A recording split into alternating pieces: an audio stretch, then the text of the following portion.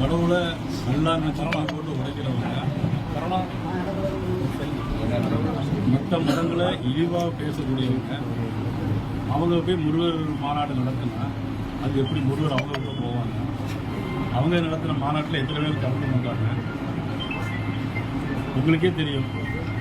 மதுரையில் நடந்த முருகர் மாநாட்டில் வந்து முதல் நாள் 5000 பேர், இரண்டாவது நாள் 20,000 பேர், மூணாவது நாள் 30,000 பேர், நாலாவது நாள் 70,000 பேர், அஞ்சாவது நாள் 1,10,000 பேர், கடைசி நாள் நீங்கள்லாம் பார்த்துருப்பீங்க. உங்கள் கண்ணே அதில் கண்டிருக்க முடியாது. அவ்வளவு காடு ஆகக்கூடிய இடமெல்லாம் ஒரே தலையாக தான் இருந்தது. கிட்டத்தட்ட 4 லட்சம் பேருக்கு மேலே 4 லட்சம் பேருக்கு மேலே அந்த கூட்டத்தில் கலந்துருக்காங்க. அப்போ அந்த 4 லட்சம் பேருக்கு மொத்தமாக வந்து 5 லட்சம் பேருக்கு பக்தி இல்லாமல் இந்த ஒருவருக்கு மட்டும் எப்படி இந்த பதவி வந்து பக்தி வந்தது?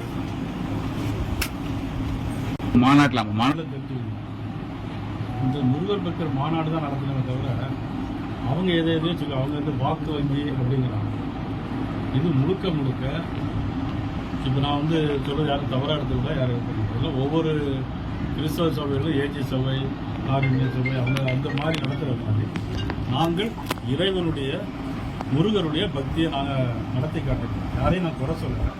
அந்த மாநாட்டில் அடுத்த மதங்களையோ யாரையோ புண்படுத்தி பேசலை. அந்த மாநாட்டில் வந்து எங்களுக்கு ஓட்டு போடுங்க அப்படின்னு நாங்கள் யாரும் கேட்கல.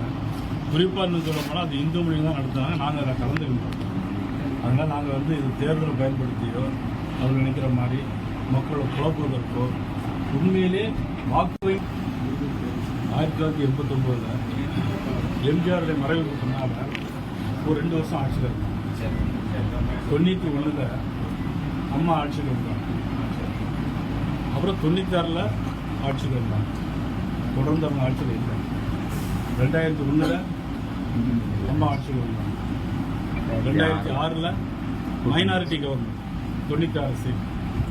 இன்னைக்கும் இவங்களுடைய கூட்டணி முறையாக அவங்க அமைஞ்சிருக்குன்னா இன்றைக்கி அவங்க ஆட்சியில் வந்திருக்க மாட்டாங்க. ஆனால் 2011 அம்மா தான், 2016 அம்மா தான் ஆட்சியில் வந்தாங்க. தொடர்ந்து திமுக இன்னைக்கு ஜெயிச்சதா வரலாறு கிடையாது. வரலாறு மாறப்போவது கிடையாது. அதனால் அவர்கள் சொல்வதை மக்கள் ஏற்றுக்கொள்ள மாட்டார்கள்.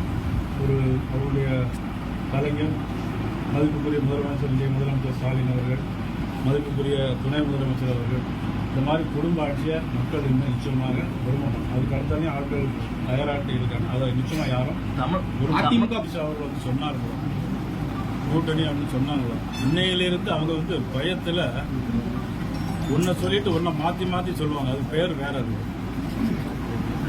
அது மாற்றி சொல்றாங்களோ அதுக்கு இன்னொரு பேர் இல்லை, பயமா இருப்போம், தோல்வி பயம்.